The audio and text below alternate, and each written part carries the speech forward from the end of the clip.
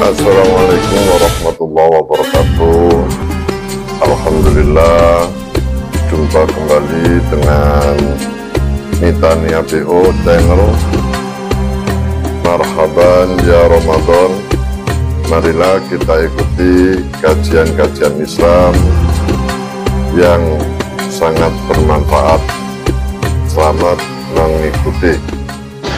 Saya akan menyampaikan Kitabus Shaum bab puasa yang ada dalam kitab Mukhtasar Minhajul Qasidin karya Imam Ahmad bin Abdurrahman bin Qudamah Al-Maqdisi yang wafat 689 ya. Apa kata beliau? I'lam anna fi shaum khasisatan laysat fi ghairihi.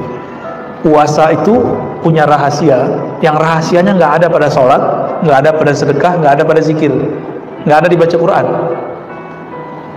Kenapa? Karena Allah mengatakan dalam hadis qudsi, as-saumu li wa ana ajzi bih. Hadis sahih Bukhari Muslim. Puasa itu milikku. Nah, ini hampir setara kata beliau dengan ayat surah Al-Hajj ayat 26, wa tahhir baiti. Sucikanlah baitku, rumahku. Jadi Allah menyebut dan memuliakan Ka'bah dan mengatakan itu rumahku. Tapi Allah butuh rumah enggak, Pak? Maksud rumah di situ adalah rumah tempat menyembahku.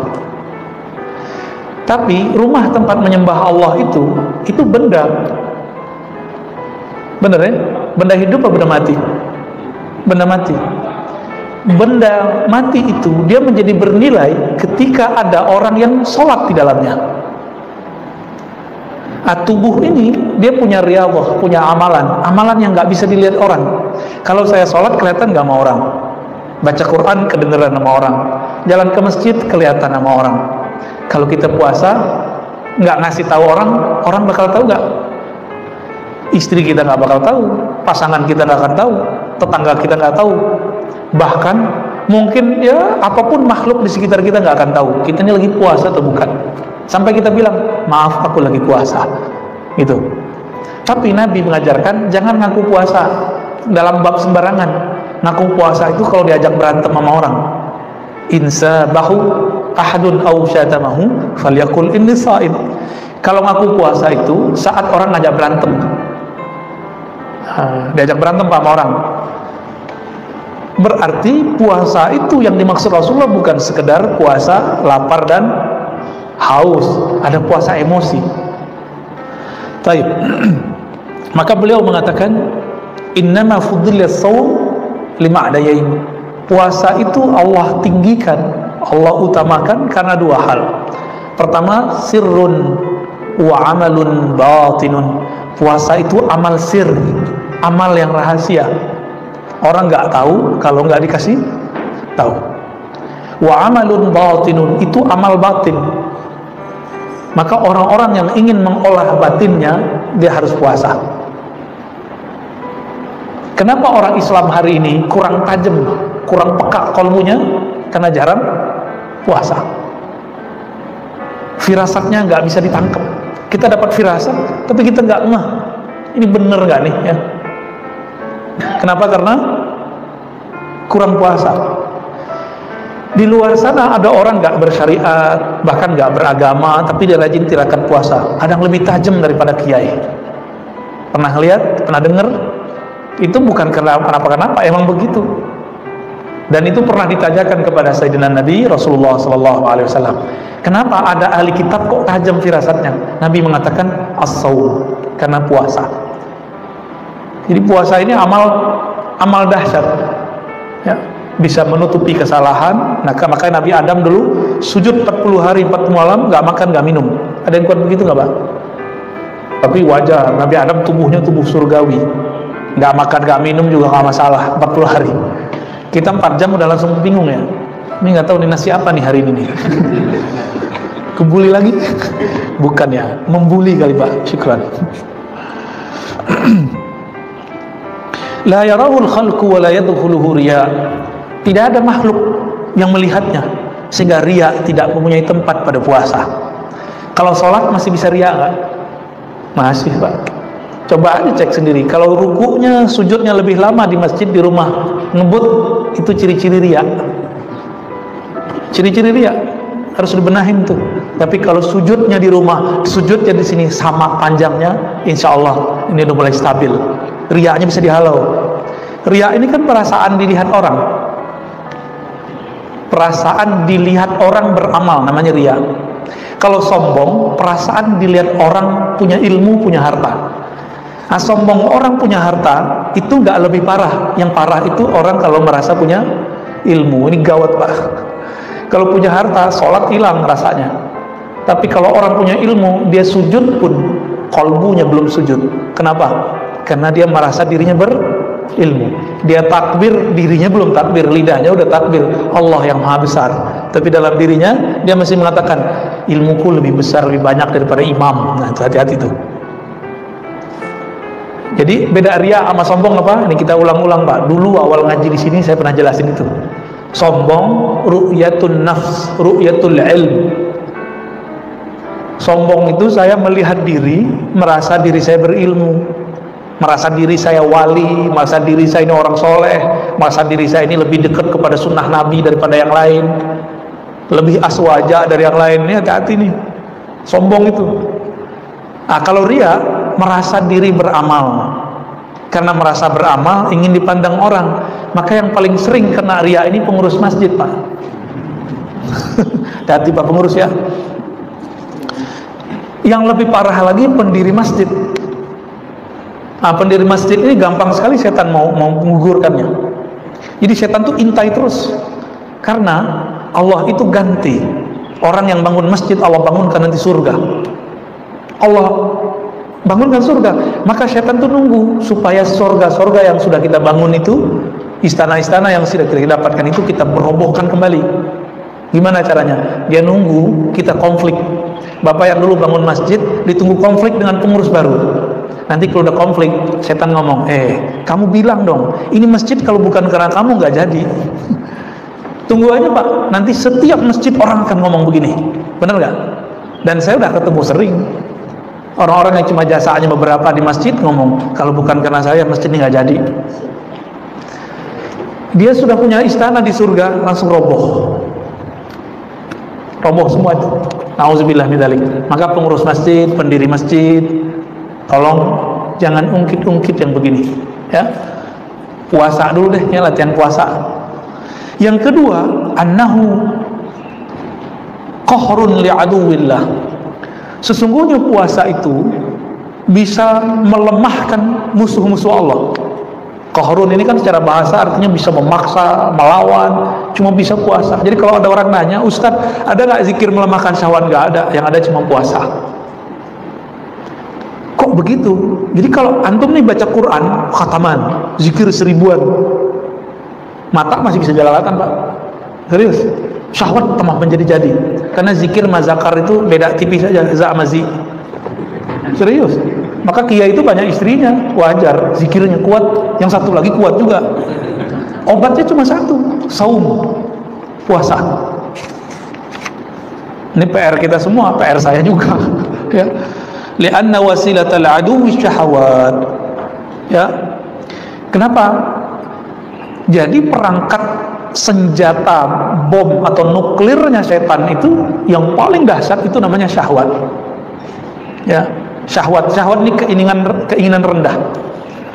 Jadi kita ini nggak ada yang selamat Pak. Saya apalagi tiap hari ketemu yang macam-macam Pak. Ya, mulai dari jamaah yang begini sampai begitu setiap hari. Godaan saya lebih kencang dari Bapak. Jangan dikira saya selamat. Enggak, saya nggak selamat. Kalau Allah nggak bantu saya nggak selamat. Maka mohon doanya semoga saya selamat. Amin ya rabbal alamin. Dan kita juga doakan Bapak Ibu ya, semoga selamat juga. Ini berat persoalan ini. Dulu Barsisa lewat karena masalah ini. Ya. Barsisa lewat di Sahih Bukhari kan disebutkan itu persoalan ini. Tapi ada juga seorang perempuan yang sering kita lihat, mungkin kita jijik kalau ngelihat begitu. Perempuan bari, ya. Perempuan pelacur, PSK, Allah ampuni, bukan karena dia ngapa-ngapain, tapi cuma karena ngasih. Nah begitu. Jadi agama itu gampang-gampang susah. Dosa besar. Tapi kalau mau diampuni gampang sekali jalannya. Maka saya katakan kepada diri saya, kepada kita semua, kepada semua para pendosa, semua kita ini pendosa, jangan putus asa dari rahmat Allah. Siapa tahu dengan amal sedikit Allah angkat kita. Jadi kadang-kadang ada amal yang orang nggak sangka-sangka, karena amal itu Allah angkat dia jadi waliullah. Kalau versi kita nih, perempuan yang tadi pelacur itu Allah ampuni dan dijadikan kekasih Allah cuma dengan ngasih si guguk. Lah sekarang ada ustadz katanya mau nabrak anjing pak. Jadi wali nggak tuh? Jadi wali Allah apa wali setan? Innama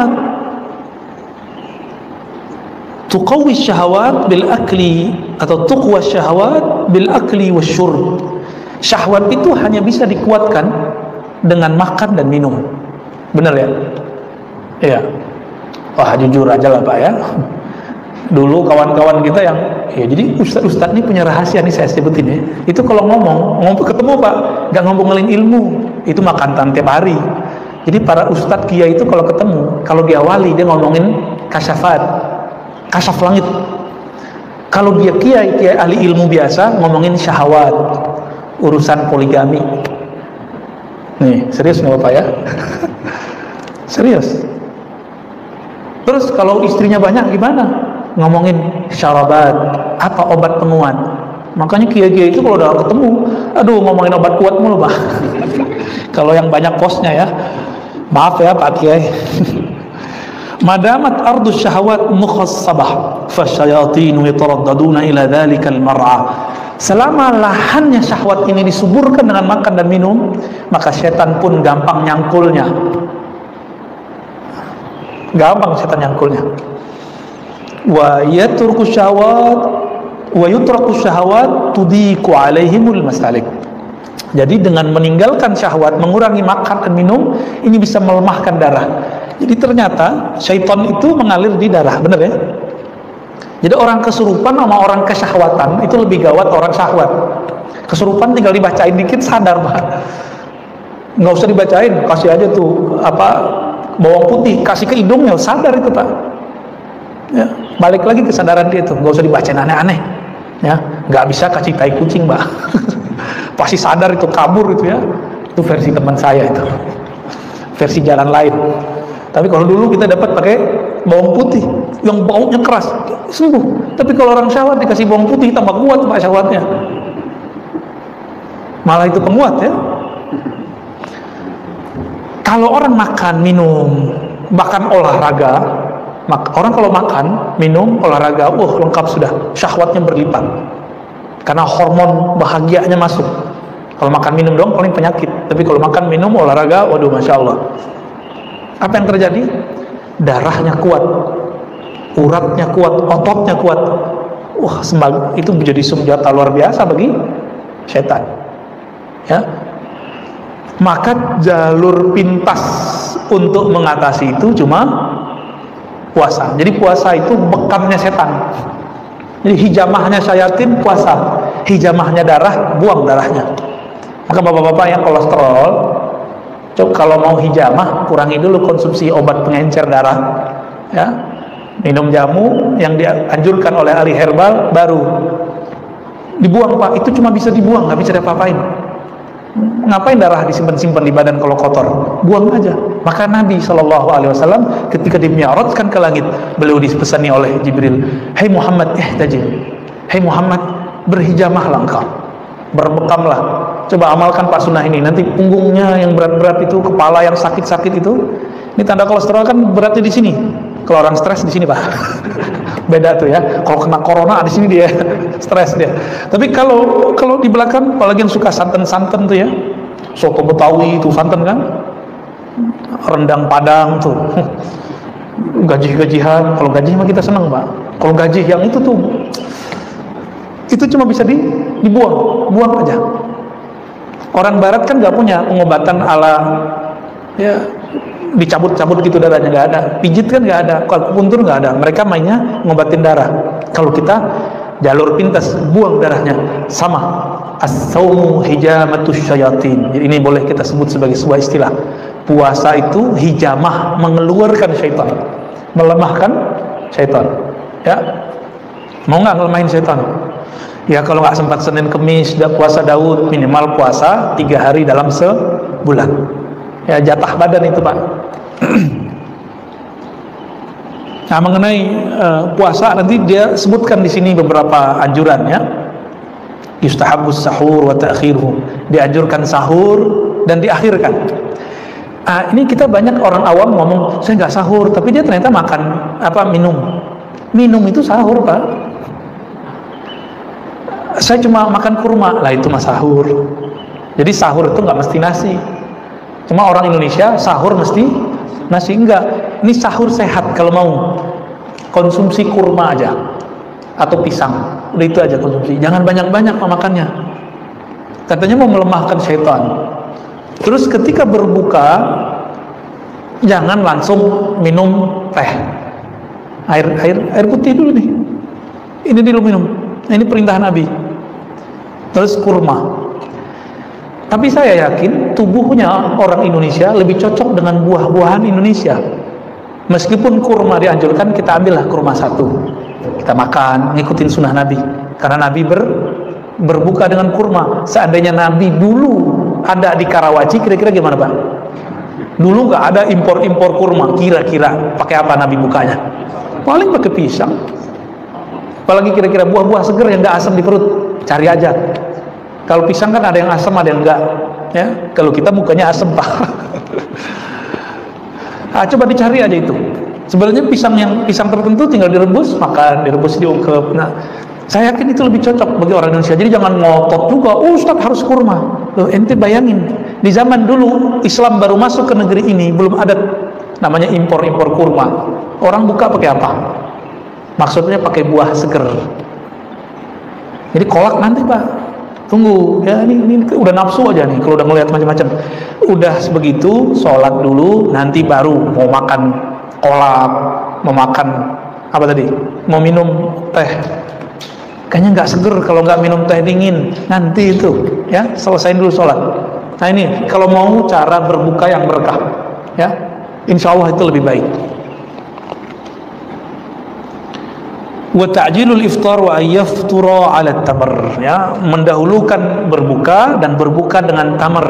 Nah, ini karena tamar kurma itu dulu paling mudah, ya.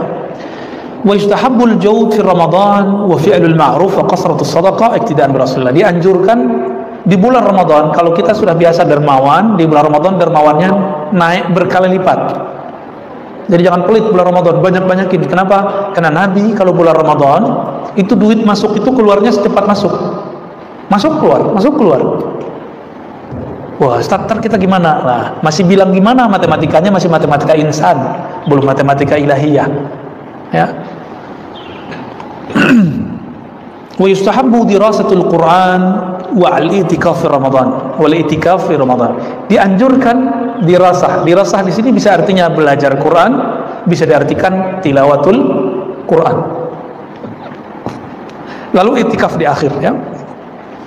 Tapi saya menganjurkan amalan yang paling afdal itu bukan banyak khatam Quran, tapi kita membaca Quran, kalbu kita merasa terkoneksi, terhubung kepada yang menurunkan Al-Quran. Maka tips yang kami ajak kepada teman-teman kami yang mau khatam Quran, sebelum baca Quran zikir dulu, istighfar, ta'awuz, perbaharui syahadat, kalbunya disebut nama Allah. Ya Rahman, Ya Rahim, apa nama Allah yang kita kenal. Kira-kira sudah tenang, baru kita baca Al-Quran. Nanti pas baca Quran ada muncul sedikit saja di dalam hati rasa malal. Apa arti malal? Bosan. Berhenti dulu, Pak, taruh lagi Qurannya, zikir lagi, atau sholat 2 rakaat. Selesai assalamualaikum, zikir sebentar, tenangkan diri, yakinkan bahwa Allah yang menurun Quran itu memandang kita, dan betapa ridho dan senangnya Allah. Risalah-risalah cintanya yang bernama Quran dibaca oleh hambanya. Rasa itu muncul, baru baca Quran lagi. Begitu, Pak, terus. Jadi seumuran kita ini, apalagi sudah di atas 40, 50, 60, nggak usah ngejar 7 kali khatam, nggak usah. Capek, Pak, ya. Ngamal tuh nggak usah ngoyo. Tahu ngoyo, ya? Nggak usah terlalu maksa diri. La ikraha fiddin itu tidak hanya persoalan maksa orang masuk Islam, tapi la ikraha fiddin kalau versi kita tidak ada namanya pemaksaan dalam beramal. Itu juga bisa diartikan ke arah sana, walaupun penafsirannya penafsiran jauh. Jadi coba nanti gunakan metode ini, tilawah ma'az zikr namanya, membaca yang dikolaborasikan dengan zikir. Intinya Quran, ingat Allah bukan? Lalu ada orang baca Quran gak ingat Allah, afdal gak baca Qurannya? Enggak. Maka di saat orang lagi begitu, afdalul zikri la ilaha illallah, zikir yang afdal adalah la ilaha illallah. Kalau zikir la ilahnya sudah nancap di kolbunya, qaulus sabit, baru kembali ke Quran lagi. Lalai lagi kolbunya, balik lagi ke zikir, sholat 2 rakaat, begitu. Mau ngamalin begitu. Jadi nggak usah terlalu buru-buru baca Quran, yang santai aja. Ya, mau Pak begitu? Jadi Ustadz, saya ikut komunitas ini, komunitas itu. Udah, ini komunitas buat diri sendiri, jadi komunitas diri sendiri. Kapan kita akan bisa mengatur diri kita sendiri, Pak? Kenapa khatam Quran aja harus pakai komunitas? Ya, tanda kita lemah. Makanya Sayyidina Ibrahim Al-Khalil alaihissalam, beliau itu disebut Allah umat. Dia sendiri tapi disebut umat. Kita banyak mungkin belum disebut umat karena kita lemah. Beliau sendiri bisa mempengaruhi orang sekampung, senegeri. Kita untuk mempengaruhi diri sendiri aja nggak bisa. Ntar gimana kalau sakaratul maut datang? Datang sakarat, apa arti sakarat? Mabuk. Kalau nggak bisa mengendalikan diri, lewat Pak, su'ul khotimah. Maka sebelum itu terjadi, latihan lah. Latihan mabuk capek, mabuk bosan, ya. Jadi kita berharap jangan kejut-kejutan kalau beramal, santai aja ya. Ala bi dzikrillah tatma'innul qulub. Ketahui hanya dengan zikrullah. Quran kan zikrullah, tapi kok buru-buru. Kalau baca Quran mestinya tenang. Tapi banyak orang baca Quran kok malah tambah galau, mikirin khataman, ya.